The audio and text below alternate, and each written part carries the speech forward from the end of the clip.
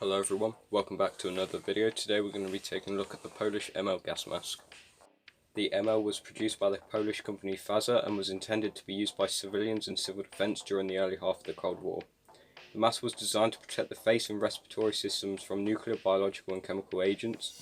The ML replaced the earlier civilian type gas mask in 1959, and the ML was later replaced by the MC1 in the early 70s.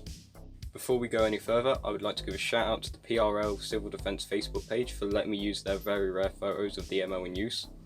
Their link will be in the description below, so definitely go check them out. Firstly, let's take a look at the bag. As you can see, there's no outer side pocket on these bags, unlike the one on the MC1 that would be for the decontamination kit. The bag is made out of a brown fabric and is a really simple design. It has a large light green shoulder strap that can be adjusted. And around the back of the bag there are two straps that can be tied around the wearer's waist. On the front of the bag you can see it closes with this flap and then this small dark brown button. Opening the bag you can see a factory stamp on the top of the flap, and on the inside here you can see the two main compartments. This one on the left is for the mask and the one on the right is for the filter and the instructions. Down there on the right hand side of the bag you can see two blocks, and that's to prevent the filter from being blocked by the bag. It just elevates the filter slightly. And this small side pocket in the middle here is for the anti-fog pen, which sits in there. Here you can see one of the filters that was issued with this kit. This is the standard Polish EO14 filter, which features a particulate filter on the bottom, a charcoal filter on the top. Here's the male 40mm Goss screw port, which would attach onto the mask's hose.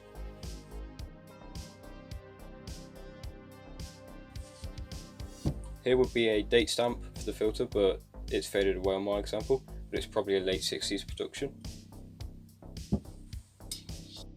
The mask was sometimes issued with other industrial filters, but the EO14 is the most common filter for this kit. Here you can see the small instruction book that is issued with the kit. This was published by the Ministry of Defence in 1969. Here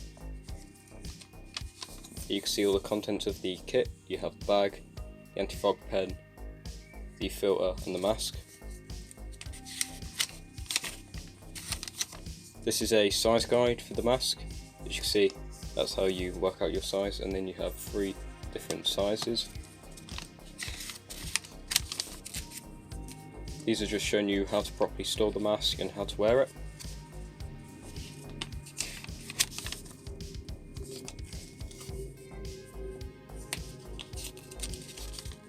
And this last page is just telling you how to take care of it and what to do if it's damaged. In this small brown container is the anti-fogging stick. This is pretty much essential to use on the lenses because unlike the later MC1 gas mask, the ML doesn't have any Tissot tubes, so it fogs up pretty quickly. Moving on to the mask itself now, you can see the 6-point strap system around the back here. The bottom 4 straps are elasticated, while the top 2 are not. Earlier versions of the ML had straps more similar to the GP4 and the GP4U strap system. All 6 straps connect at the back on this rubber pad, and they can all be adjusted by pulling the strap through this metal clip. The mask is made from a soft light green rubber and has 2 eyepieces that have been crimped on. On the bottom of the mask you can see the intake-outtake valve, and attached to that is this large black rubber hose. The hose is there so the wearer can wear a large filter that goes into a bag. And on the bottom of the hose here is a female 40mm Goss screw port, which attaches onto the EO14 filter. Earlier versions of the ML had a cloth covered hose, much like the GP4U's hose, but later variants they started just putting on the standard black rubber hose onto the masks. This is the protective housing for the outtake valve. As you can see, the pattern on the bottom here is much like the GP4 and the GP4U's pattern, and inside here it features 1 outer exhale valve and 1 inner. My facepiece was made in the 3rd part of 1969, which is quite a late production for these masks. The 95 here and the 11 there are just factory numbers.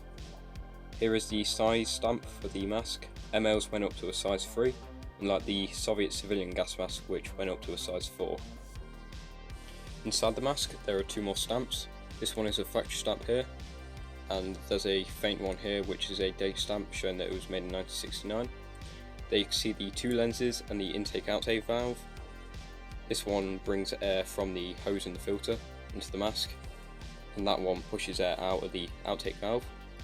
The two lenses there fog up quite quickly because there are no Tissot tubes going from the intake valve onto the lenses.